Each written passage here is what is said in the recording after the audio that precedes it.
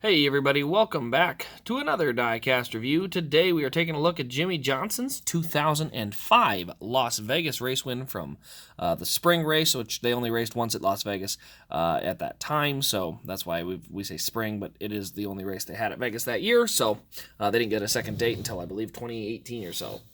But let's go ahead and take a look at it here. You can see here we've got the Jimmie Johnson signature up here, a little bit of dirt. But then you see the car doing a burnout across the start-finish line. So you can see we got the Lowe's Chevrolet from 2005, Las Vegas, March 13th, 2005, raced version, Hendrick Motorsports. Here's where we get the production number. One of 3216 was the total quantity made, so not too many, but also a pretty big number. At least, oh man, at least compared to today's standards. Here you can see another picture of him doing a burnout, again, after winning the race. Then we got the raced version logo down there. And I think that's the same picture. So that's the artwork on the box. It was kind of a unique thing for 2005 that they used to do. There's no winner cards. Those hadn't really become a thing yet. This was still very early in the race to win days. But as you can see on the left side, you can we've got some dirt kind of sprinkled around here on the front. This beautiful silver and blue paint scheme. Look at that blue.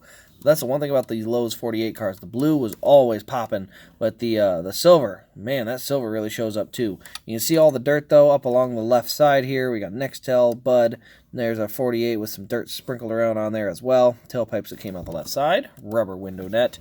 Jimmie Johnson up there on the name rail. You can see up high on the roof. We've got that bright yellow 48, and then you can see all that nice blue underneath, which is really the best part of the Lowe's cars was the blue color.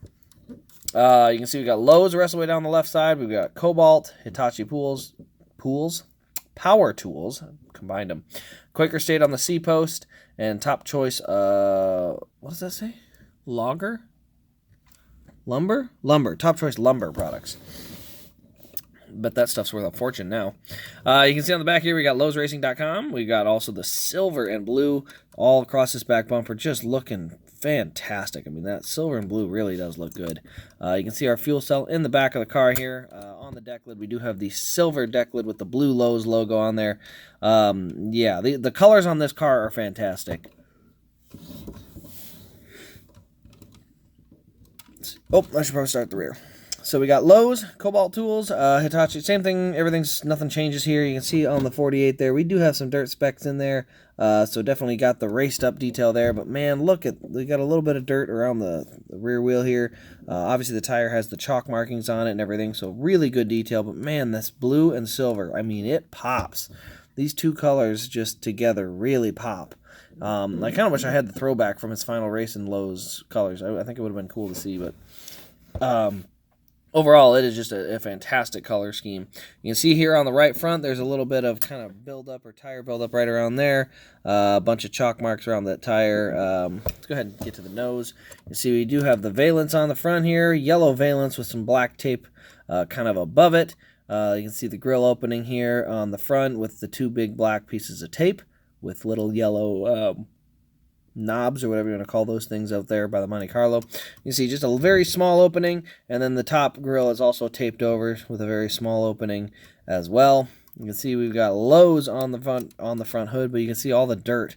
All that there is dirt sprinkled around on the hood and on the front bumper here, so they definitely got it dirtied up to where they wanted it, but you can see there is a lot of dirt here on the front of this car. As I said, it does have the valence as well. Let's go ahead and take a look at our engine details. This Gen 4 car, so it is actually really nice. You got the red engine block, silver valve covers, silver air filter container. We got belts. Looks like we got a line there. Is that a coolant line? I can't tell. But we've got a couple belts and stuff. But yes, red engine block, a bright red engine block at that. Looking really sharp as always. Underneath the car, you can see we do have the detail here for the rear suspension. It is solid. It doesn't move. The wheels will turn, but it doesn't have like working suspension. And there under the front, you can see we do have the posable wheels. And also the front end does have a functioning suspension, so you can kind of lower it down. But overall, this is just one of those cars that is kind of forgotten about. It's one of the only cars they made in this paint scheme, besides maybe his first win in California. Otherwise, they really didn't make a ton of Jimmie Johnson cars from this era. Oh, sorry. There we go. But they made I want to say 2 or 3 in the 06 year. This is his only 05 car. He did win the Coke 600 in this car as well, but this is just a car that they didn't make a lot of the race wins in. He still won a lot of races in it. I mean, 2004 or 2002, 3, 4, and 5. So 4 years of this car, he probably had 20 wins in those 4 years. Maybe not 20. He may have had 15, but he had a decent amount of wins in this car. So I guess the Atlanta one, I almost forgot about that one, but he did win the Atlanta. I think he won Darlington that year, that never got made. Dover once, never got made. So there's a number of them that didn't get made. I'm glad this one was made. It's probably second to that Atlanta one, but it is a very cool looking car. The paint scheme is really the biggest part on it.